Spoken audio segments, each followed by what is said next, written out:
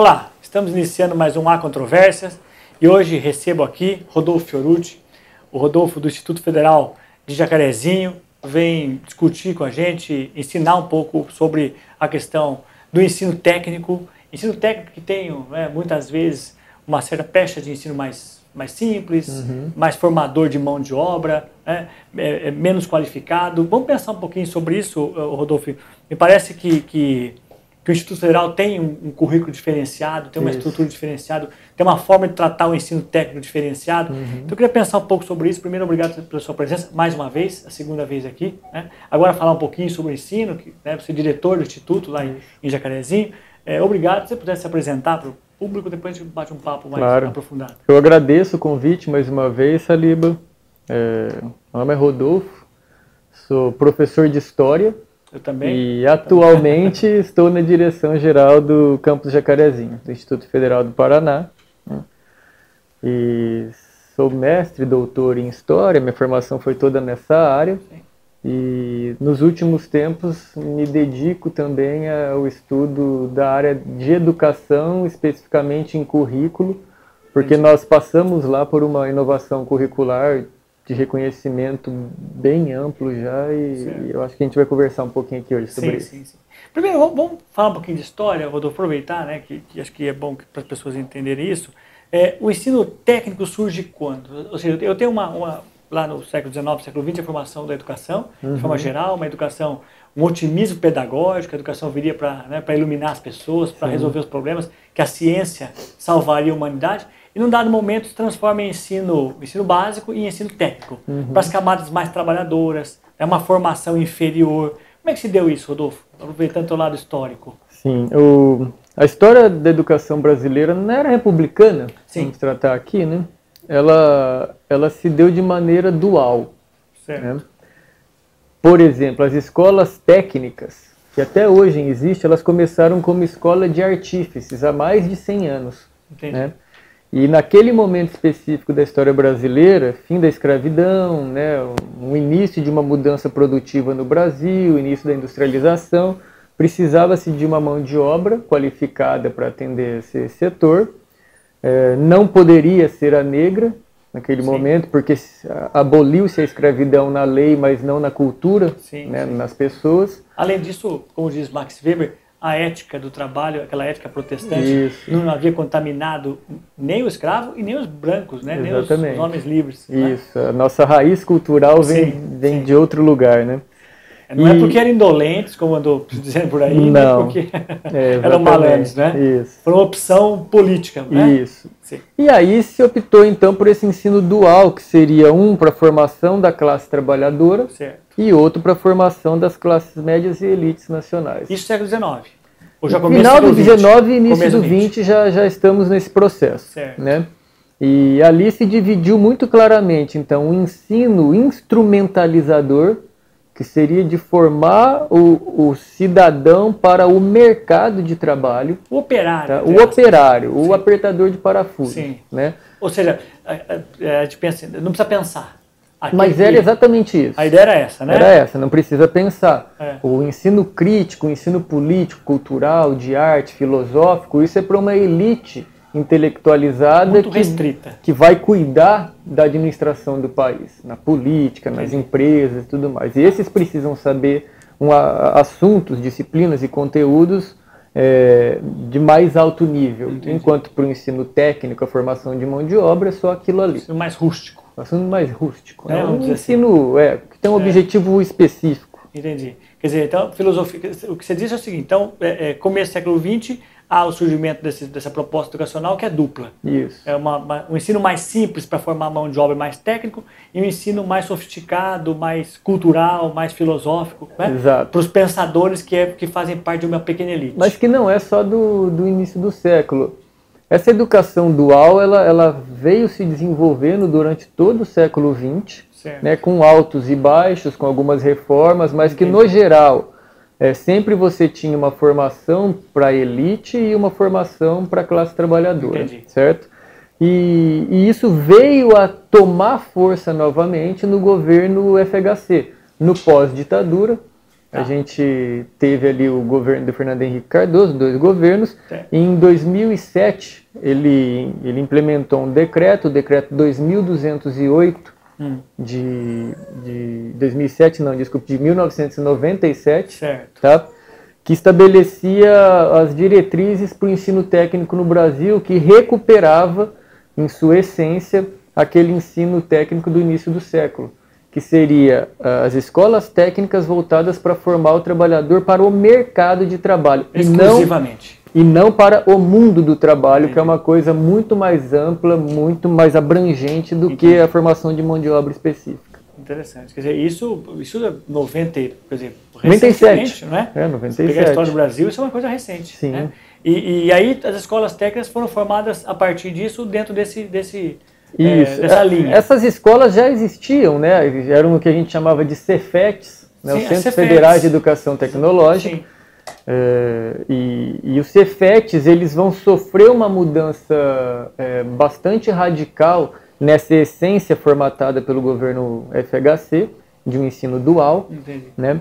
Durante o governo do ex-presidente Luiz Inácio Lula da Silva, certo. Quando ele implementa um novo decreto que redireciona, né, o entendimento de ensino profissional, certo. Em 2004, e isso é efetivado como política pública em 2008, né, com a criação dos institutos federais, que são que ofertam uma visão totalmente diferenciada daquele ensino proposto por FHC. Entendi. Então, quer dizer, nasce os institutos, a partir de 2008, com um novo currículo. Quer dizer, a ideia é formar para o mundo do trabalho, exatamente. Uma nova missão. Os institutos federais, na história da educação brasileira, eles são uma nova institucionalidade que nunca existiu no país. É isso que é importante de pensar aqui, eu quero que a gente discuta um pouco isso, porque eu acho que isso é pouco divulgado. A gente não ouve falar muito sobre isso, né? Ouve falar que tem Instituto Federal em Jacarezinho, em algumas cidades tem os institutos, mas assim, aparentemente ele é mais um ensino tecnológico que se fosse, né?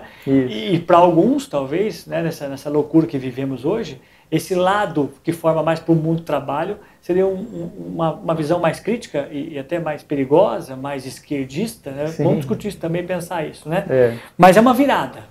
Você acha que é uma grande mudança? É uma grande virada. Eu costumo dizer em todos os lugares que eu vou, né, eu participo de palestras e debates nacionais sobre reforma curricular do ensino. Vamos falar mais tarde sobre isso. Eu costumo dizer que os institutos federais são a única política pública educacional de ensino básico que deu certo na história republicana brasileira. E nós temos algo parecido fora do Brasil? Você tem notícia? Você ficou na Inglaterra um tempo?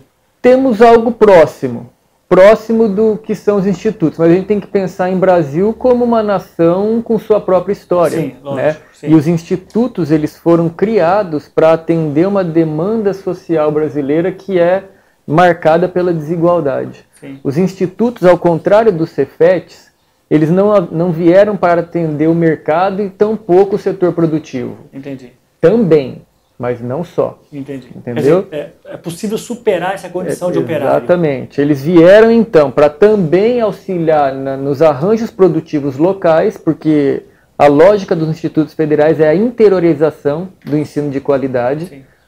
Sair dessa lógica das capitais, só concentrando as universidades federais, tudo que é as universidades, enfim, para ir para o interior.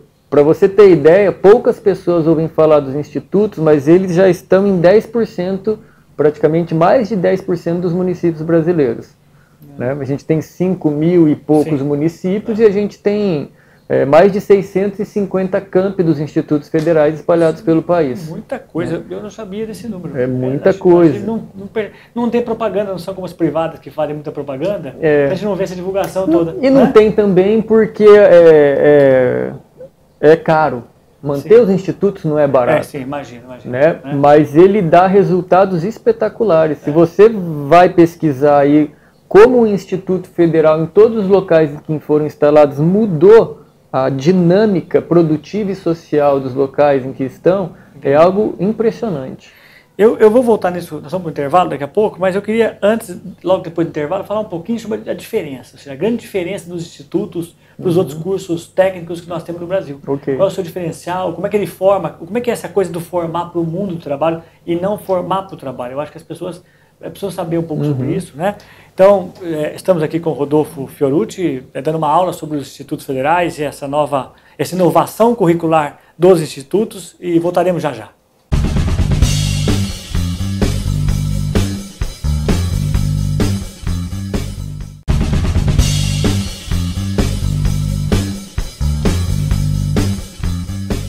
Estamos de volta com a controvérsia, hoje recebendo aqui Rodolfo Fiorucci, falando sobre os institutos federais e de forma geral sobre educação, sobre os cursos técnicos e não técnicos, né, os cursos de formação mais geral.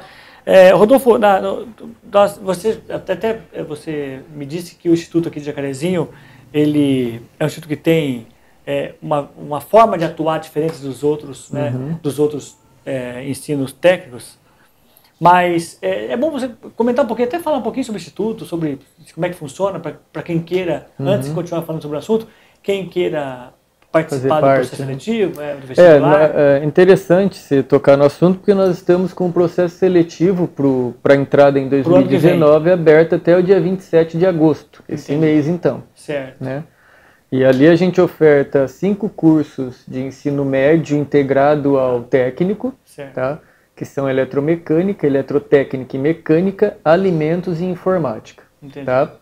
A gente oferta um curso subsequente ao ensino médio, técnico também, que é de arte dramática, formação no teatro, tá, noturno. Bacana. Sim. E 3 cursos superiores, uma licenciatura em Química, um tecnólogo em Sistemas para Internet e uma engenharia em Controle e Automação. Então, estamos com essas vagas abertas. Entendi. Até dia 27 agora de agosto as inscrições. Quem quiser mais informações pode entrar no site do Instituto. Tá. É www.jacarezinho.ifpr.edu.br. Tá. E o vestibular é no final do ano? Em outubro. Em outubro, Isso. De vocês. Tá. Dia 14 de outubro. E professores, é bom saber. Tem professores por aí pelo Brasil todo que às vezes se interessam. Concurso, né? Acho que agora deve estar meio difícil. Concurso agora ainda é meio difícil, mas né? A gente está para abrir um agora, entre o final do ano e o início do próximo. E qual área assim, que é específica? Abre para o Paraná inteiro, né? Para todos os campos do Paraná, então para várias áreas. Então é bom que professores que tenham interesse ficarem atentos, né? E você me disse, portanto, que é um currículo diferente, né? Uma outra forma de atuar e de preparação do aluno. Esse curso eletrotécnico, por exemplo, é um curso que teoricamente é técnico. E nesse curso o diferencial é o quê? Como é que você forma um eletrotécnico não só para o mercado de trabalho, que os outros formariam, e você forma para o mundo do trabalho? O que significa isso, Rodolfo? Significa que os institutos federais, eles entenderam a necessidade de uma evolução na educação, mesmo a profissional. Tá. Por que, Saliba? Porque na dinâmica da Revolução Industrial 4.0, que alguns autores vêm chamando hoje, tá por aí, né? O trabalhador que é formado especificamente numa área para fazer aquele serviço daquela forma e não consegue ter flexibilidade para lidar com a diversidade, com a diferença, com esse mercado muito fluido. Inteligência emocional, enfim, ele vai ser descartado e vem sendo descartado há tempos, né? E por isso que é necessário você formar um profissional competente, que é o que a gente faz lá, mas mais importante que um profissional competente tecnicamente é a formação de um ser humano apto para lidar com as divergências sociais. Entendi. Porque este ser humano apto para lidar com as várias instâncias da vida, ele também vai ser um profissional da área técnica muito mais capacitado. Tá. Né? E o currículo do Instituto Federal foi pensado para atender a esse mundo dinâmico que a gente vive, que é diferente do início do século. Sim, né? sim, então a gente precisa ter Quer dizer, se ali é um trabalhador mais rígido, né? De um mundo mais rígido, todos os sentidos, o cara, ele trabalhava numa empresa, entrava numa empresa, né? E vai passar a vida fazendo a mesma coisa. Quer dizer, a vantagem talvez do Instituto, ele sai preparado para atuar até no gerenciamento, na parte intelectual de alguns processos. Sem dúvida não só manual, nenhuma, mas sem dúvida nenhuma. É. Ele sai preparado para encarar o mundo. Certo. Né, em todas as suas relações políticas, sociais, culturais, econômicas, produtivas. Ele é muito mais que um técnico. Ele é um ser humano completo e um profissional capacitado. E o período do curso, tudo isso dentro do mesmo tempo que um curso? Não é, são 4 anos. São 4 anos. São 4 anos. Tá. E ali como a gente organizou, Saliba, para você ter ideia, por que o Instituto pensou em reformar o seu currículo? Sim. Porque, é importante frisar que essa reforma curricular ela é do campus Jacarezinho.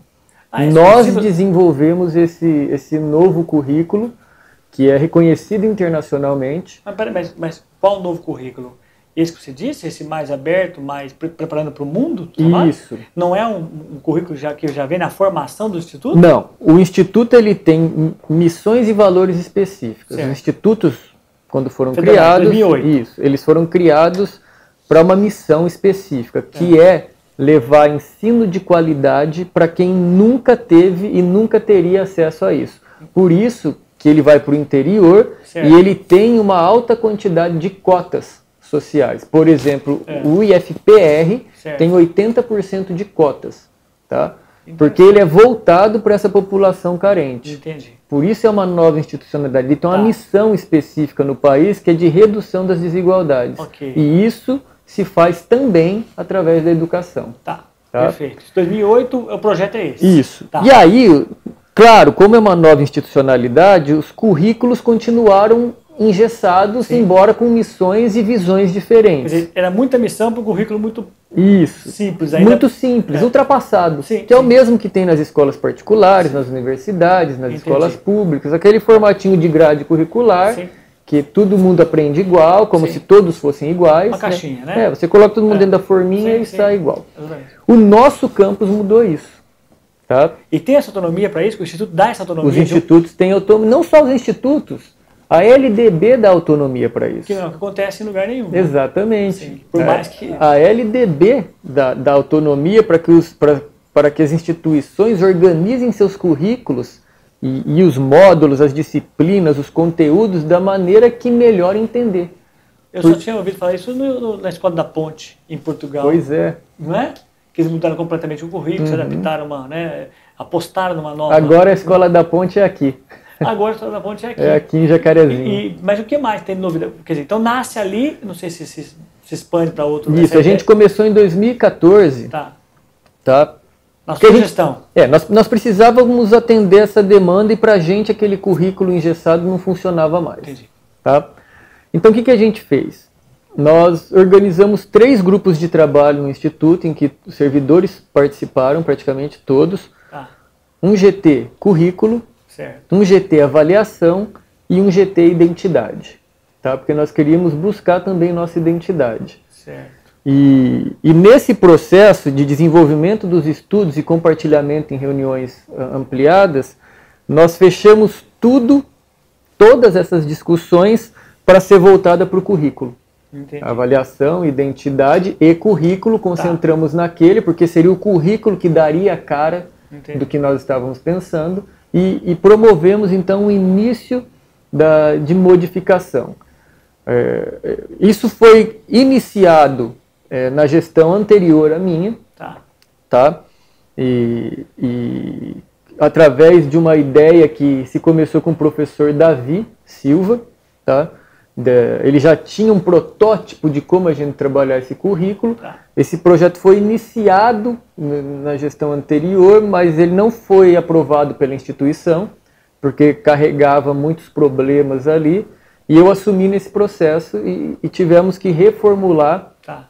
Fizemos uma luta gigantesca, porque não é fácil ultrapassar barreiras hierárquicas, visões tradicionais de ensino. Eu sei disso, conheço. Foi uma luta mesopotâmica, mas está tudo aprovado hoje, tudo correto.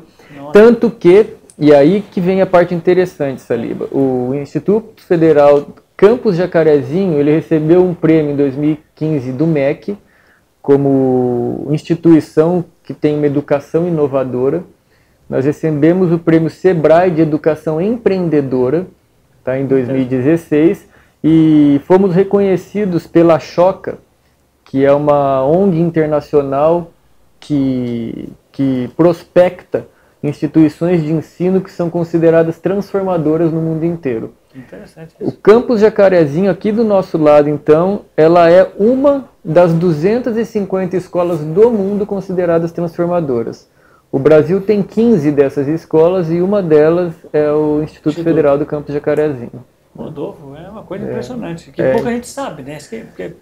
E isso nos levou a coisas impressionantes. Por exemplo, fomos convidados, durante aquele processo de discussão da reforma do ensino médio, eu estive na comissão mista do Senado discutindo a mudança curricular, por causa do que Jacarezinho fez, momento em que nos colocamos veementemente contrários ao que era proposto e que está proposto até hoje, e mostramos por que ao apresentar o nosso currículo.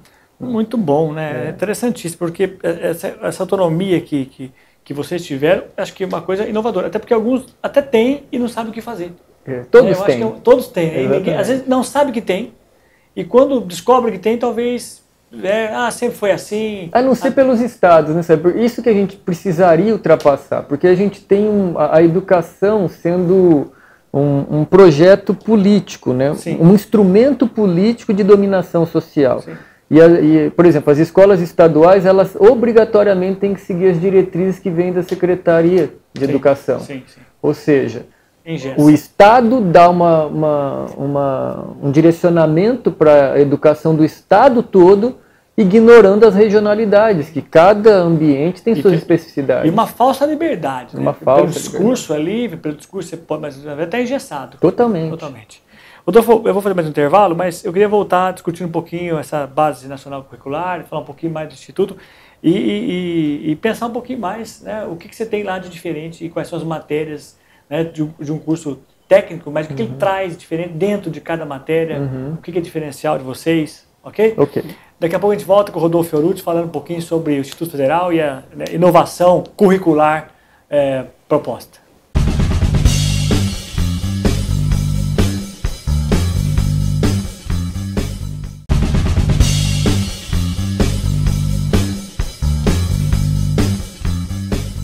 Estamos de volta com Há Controvérsias, hoje recebendo o Rodolfo Fiorucci, diretor do Instituto Federal Tecnológico de Jacarezinho, e o Rodolfo está nos brindando aqui com algumas ideias e apresentando novidades nessa área do ensino técnico que parecia tão engessado, que parecia tão simples e produtor de mão de obra, né, desinteressada muitas vezes, apenas como massa de trabalhadores sem capacidade crítica, né? E você está dizendo que o Instituto consegue fazer um currículo, ou transformou, a partir de Jacarezinho, uma proposta inovadora. O que dentro do Instituto, nesses cursos técnicos, quais são as novidades? O que vocês trabalham que os outros não trabalham, que promove essa capacidade de visão do mundo do trabalho e não apenas da mão de obra? Primeiro, para mostrar como o ensino profissional ele não é menos, ele é mais, né? O que vai determinar ele ser menos ou mais é como ele é empregado. Certo. O Instituto Federal do Campus Jacarezinho, ele está sempre entre os primeiros lugares de todas as escolas da região, entre público e particular, no Enem. Certo. Já teve em primeiro e segundo, sempre ali. Todos. E isso, 80% de alunos cotistas que passam por lá. Então, tanto que eles se desenvolvem ali. Né? E o Instituto Federal, ele criou, então, um currículo, agora eu vou começar a falar para você como que é uma mudança muito grande. Tá? Que é uma mudança de paradigma. E a gente não pode esquecer, sabia que currículo é poder. Sim. Né? Alguns entendem currículo como apenas um estabelecimento de conteúdos que tem que ser repassados para os estudantes daquela forma, naquela sequência e tudo mais. Sim. Nós entendemos currículo como algo que direciona um objetivo, uma visão e um valor de mundo. E por isso que ele não pode ser engessado. Tá? Primeiro ponto, ninguém é igual a ninguém. Os estudantes são todos diferentes, com potenciais diferentes, com histórias de vidas diferentes. Então a gente partiu da ideia de que o estudante precisa ser protagonista no processo de aprendizagem, de construção do seu conhecimento e ter autonomia para isso. Tá? Como fizemos então essa reforma de currículo? Acabamos com todas as disciplinas. Tá? Não existe mais disciplina. História, química, física, matemática, não existe. Tá? dividimos em áreas do conhecimento, ciências humanas, ciências da natureza, códigos e linguagens. Tá. O aluno precisa cumprir, nos 4 anos em que ele está no campus Jacarezinho, 690 horas em cada uma dessas áreas. Certo. Tá? E 1.200 na área técnica, que é obrigatória. Certo. Seja qual for que ele escolheu. Dentro dessas 690 horas, quando, o que e como ele vai cursar, ele vai decidir. Entendi. Tá? Por que nós fizemos assim? Porque nem tudo serve para todo mundo, embora a instituição ofereça tudo para eles. Tem okay? coisa que talvez não interesse. Exatamente. Né? E assim, pode não interessar, mas as áreas são importantes para o desenvolvimento cognitivo da pessoa. Sim. Todas as áreas têm uma função de existir. Eu não posso eliminar a área, né? Exatamente. Tá. Então, a gente propôs 690 em cada área e eles vão escolher o que fazer ali dentro. Só que como não existe disciplina mais, a gente chama nosso currículo de espiralado, porque são várias unidades curriculares, é o que a gente chama hoje, que elas estão em espiral e se conectando. Certo, tá? Certo. Vou te dar um exemplo de como ele é dinâmico, vivo e o aluno tem protagonismo no seu ensino. No processo de impeachment da Dilma, né, que estava uma efervescência política muito grande, os alunos vieram me pedir para que criasse uma unidade curricular que explicasse como funciona a política no Brasil, porque eles não sabem e nenhum aluno do Brasil sabe. Sim, porque não é interessante que eles saibam. Sim. Para os poderes estabelecidos. Não pode falar em política na escola. Eles não sabem para que serve o judiciário, o que faz um deputado, um senador, um vereador, o presidente, não sabem nada. Às vezes estão ensinando Kant para eles, mas não estão ensinando como é que funciona. Né? E aí, o que eu faço? O que eu penso com eles? Tá, a gente precisa entender então o funcionamento do Brasil republicano. Sim. O que é república? O que é república. Pra começar? Tá? Só que a partir de um interesse, que é entender o processo de impeachment e como ele funciona.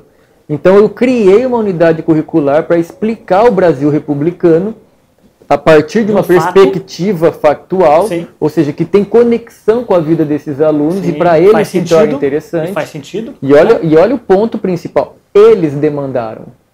Eles demandaram. Isso é o ideal. Num currículo tradicional, se o aluno quisesse saber sobre o Brasil República, quer entender o contexto nacional, ele só iria poder fazer isso no 4º ano. Porque é o último Brasil, lá Brasil 4. Sim. Os alunos do 1º, 2º e 3º não poderiam, porque ainda não está no currículo dele. É um currículo que não tem sentido, não tem conexão com a realidade, o nosso é vivo. Eles propuseram, no outro semestre foi executado. E aí... se chama, e os nomes são específicos. Esse se chama o Brasil Republicano, onde os fracos não têm vez. Você tem lá, por exemplo, uma unidade curricular que trata dos elementos químicos que estão no ar, na atmosfera, que se chama Química Está no Ar. A gente tem uma unidade curricular da área de códigos e linguagens que abrange a antiga educação física, que se chama Jacarezinho e Avião. Que os alunos vão para a praça, para a pista de skate de Jacarezinho, aprender sobre esportes radicais. Entendeu? Entendi. Tem que ter swing, é uma outra. Você vai aprender dança na aula, mas só vai quem quer aprender dança. Não é aquele que todo mundo tem que fazer. Ele vai e computa um tanto de horas para ele. Isso. Então eu ofereço uma disciplina, por exemplo, Brasil, século XXI, e as mudanças tecnológicas, Isso. E aí ele vai vai ser lá, computado. ele se matricula naquilo e vai computando. E é legal porque, Saliba, a gente não tem mais série, não tem ano e não tem turma. As unidades curriculares são disponibilizadas previamente para todos, para os pais e todo mundo, porque o pai participa do processo de escolha e itinerário formativo. O filho conversa com o pai, que conversa com o tutor no instituto, todo professor é um tutor, e só ali ele vai determinar o que vai estudar. Então, uma liberdade tutorada. Entendi. Nós estamos ensinando a autonomia para o estudante, não a heteronomia, que é aquela sociedade regrada em que ele não pensa, ele só segue a linha que lhe foi dada. E o pai consciente de tudo que está sendo ensinado, trabalhado, consciente, ciente, enfim, ele tá tudo disponibilizado previamente para os pais. Entendi. Né? E nesse processo, eles vão então aprendendo a formar e desenvolver suas potencialidades. E aí o que a gente tem? A gente não tem mais série, ano e nada. São ofertadas as unidades e qualquer aluno vai lá do 1º, do 4º, do 2º ano de eletrotécnica, mecânica, ou seja lá o que for, eles vão lá e escolhem.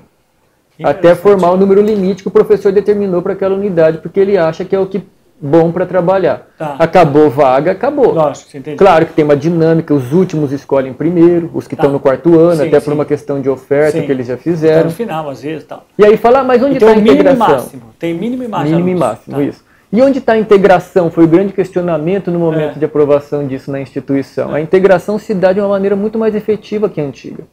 A antiga, o professor de matemática, que dava aula para esses 5 cursos que eu te falei, ele dava exatamente a mesma aula para os 5 cursos. Onde está a integração curricular? Zero. Onde está a integração curricular numa disciplina de música para ir com eletrotécnica, Sim. com mecânica? Sim. Era algo forçado, uma mentira que contavam para todos de que a integração do profissional com o básico estava acontecendo, mas não acontecia. Só No formal. nosso, nós fazemos reuniões sempre no meio ou no final do semestre, Tá. tá? Os professores de cada área se reúnem, discutem dentro da sua área e com os coordenadores de curso, e aí os coordenadores levam as demandas.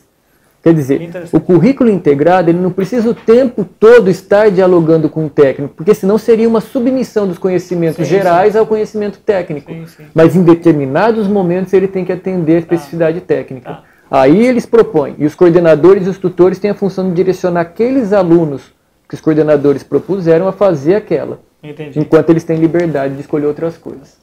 Eles fazem arte, eles fazem música, dança, eles estudam filosofia, história, sociologia, química, física, Interessante, né? de Quebra maneira... aquela coisa do exato. do técnico, né? E eles fazem isso, e a gente vê como muito importante, tem um exemplo na história muito forte, que é o Saramago. Sim. Você sabe qual a única formação do Saramago na vida dele?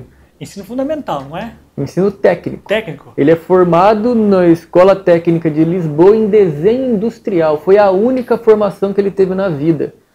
E ele sempre falava em suas palestras que foi fundamental estudar ali para ele, porque foi um ensino técnico na qual ele estudou muito filosofia, arte, música, poesia, que é o que a gente pretende fazer aqui. Uma escola técnica que teoricamente deveria formar um trabalhador, apertador de forma, sem pensar, formou um Saramago para o mundo. Né? Porque talvez é possível, né? Porque talvez a potencialidade de um menino que mesmo que esteja num curso de alimentos, Sim. seja arte. Sim. E o Instituto vai ensinar assim com qualidade a parte técnica do curso de alimentos, mas vai dar oportunidade para ele criar seu itinerário formativo de acordo com seus gostos e potencialidades. Entendi. É isso que acontece ali. É outra perspectiva mesmo, né? Outra E isso perspectiva. é em Jacarezinho ou outros campos? Isso é em Jacarezinho e várias instituições do país já visitam Jacarezinho. Mas, por exemplo, se alguém presta um vestibular num camp federal de outra cidade do interior do estado de São Paulo ou de outro vai lugar? Vai ser muito provavelmente o currículo tradicional. O tradicional. Quer dizer, é Muito aqui que é a inovação. Aqui que é a inovação. Entendi. Isso. Que coisa, parabéns, vocês estão... É bem legal, foi muito difícil fazer até hoje, e é importante assim, sabe? Quando a gente fala isso parece simples, não é. Não, eu acho que não parece simples, não parece complicado. É muito, e muito complicado. Quem tem educação sabe disso. Para uma instituição como os IFPRs, nos quais os professores têm um salário digno, eles não têm que executar só ensino. Eu ia falar sobre isso agora. Eles têm que ter ensino, pesquisa e extensão. Sim, muito legal, se você um dia tiver curiosidade, os alunos de ensino médio do Instituto produzem conhecimento. Eles vão para eventos de graduação e apresentam trabalhos e publicações, tem livros. Tem apoio, né? Tem apoio. Um projeto de extensão meu virou um livro sobre a história da ditadura em Jacarezinho, feito e escrito por 3 estudantes. Você já imaginou? Né?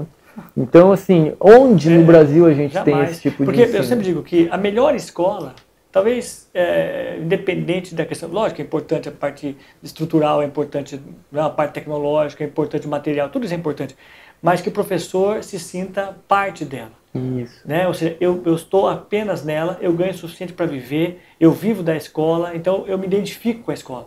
Nós temos, na maioria, essas reformas todas de ensino integral, acabam fazendo o professor picar de escola em escola. Ele não se sente pertencer a nenhuma escola.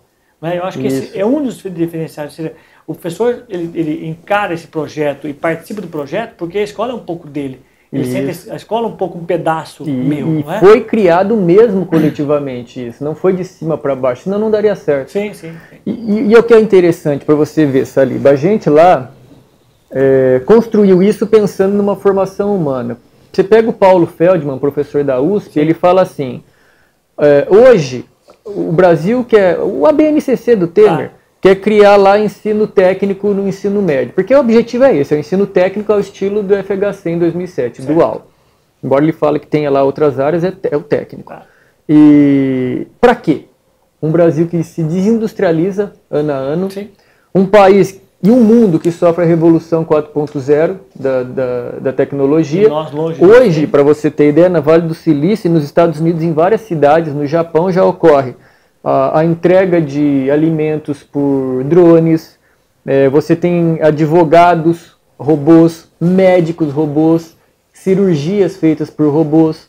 Então, a classe média, essa mesmo que você disse que às vezes critica o que o Instituto faz por dar uma formação ampla e crítica, ela ainda não compreendeu que o processo de deterioração do trabalhador do início do século XX, porque as máquinas substituíram o apertador de parafuso, sim, sim, ela vai ocorrer em pouco tempo com a classe média. E vai, sim, atingir veementemente, porque você não vai precisar de professores, advogados, sim, médicos, sim, e seja lá o que for. Eles acham que estão isentos, né? Essas classes acham, né, que estão isentos dessas mudanças, que não serão atingidos, mas serão. E serão de uma maneira muito violenta. Contadores. E né, se você não tem uma educação que dê oportunidade para essas pessoas entenderem a importância de se tornar um cidadão completo e crítico para lidar com essas adversidades, sim, sim, da vida, o futuro é bastante obscuro, exatamente, até para a classe média. Sim. Não, e oportunidade é assim, quando você forma alguém nessa área, ele acaba lendo mais, se preparando mais, caso ele perca o trabalho ou não encontre o trabalho numa área, ele está preparado para outra área. Ele é capaz de dar conta de outro processo, de outro, né? Essa é a ideia, né? Uhum. Quer dizer, formar um profissional mais flexível, né? Integrado na sociedade, uhum, e capaz de entender os problemas da sociedade como um todo, e não como fatos isolados, né? É isso mesmo. Então, Rodolfo, infelizmente, você percebeu que o nosso tempo aqui voa, né? A gente precisava ter mais coisa para falar, mas o que você quer? Eu queria assim, que você desse um recado final, do que você acha importante, sabe, de repente falar do vestibular de novo, o que você acha importante transmitir para quem está nos ouvindo? Eu acho que o importante é que as pessoas precisam entender que a educação é um caminho de superação das desigualdades, não é o único, mas e ela precisa ser valorizada realmente. Tivemos ontem o primeiro debate presidencial, sim, e aquilo foi uma fábrica de clichês. Exatamente. Né? Então, assim, ela precisa ser valorizada pela sociedade. Enquanto a sociedade apoiar projetos de cerceamento de conhecimento como essa BNCC, escola sem partido, que é uma bobagem sem tamanho, nós nunca iremos avançar como sociedade. Sim, né? Enfim, e a gente busca isso no campus Jacarezinho, e é o nosso objetivo, e estamos no enfrentamento. E é muito importante frisar que precisa ter de apoio institucional. O reitor, sim, Odacir Zanata, o pró-reitor Amarildo Magalhães deram todo o suporte. Imagina, senão é impossível. Né? E para finalizar, eu gostaria de reiterar: o processo seletivo do campus Jacarezinho do IFPR está aberto, 5 cursos técnicos que ocorrem de manhã e alguns dias à tarde, né? Um subsequente em arte dramática, teatro, à noite, e 3 superiores à noite: engenharia de controle e automação, licenciatura em química e tecnólogo em sistemas para a internet. Muito bom. Bom, Rodolfo, é interessante saber tudo isso. Muito obrigado pela presença. Acho assim que Jacarezinho e o Instituto de Jacarezinho Tecnológico fazendo história. Fazendo história. O bacana é fazer história, sim, né? Trilhar caminho, motiva, eu percebo que você é motivado, né, com o Instituto. Eu percebi os alunos e percebi os comentários de alguns que conhecem o Instituto, os comentários sobre o Instituto, uhum, e eu não entendia muito bem assim por quê, né, assim, por que tanta empolgação. Hoje entendo, uhum, né, dessa inovação. E é muito bacana. Espero que você volte aqui, a gente tem mais assunto para falar, né, de outras áreas, política, econômica, né? E vamos voltar aqui e falar um pouquinho mais. Eu agradeço você por ter assistido, ter participado no A Controvérsia. Você pode encontrar o nosso programa nas redes sociais, no YouTube e no site da TV, grptv.com.br. Muito obrigado por ter nos acompanhado e até uma próxima conversa.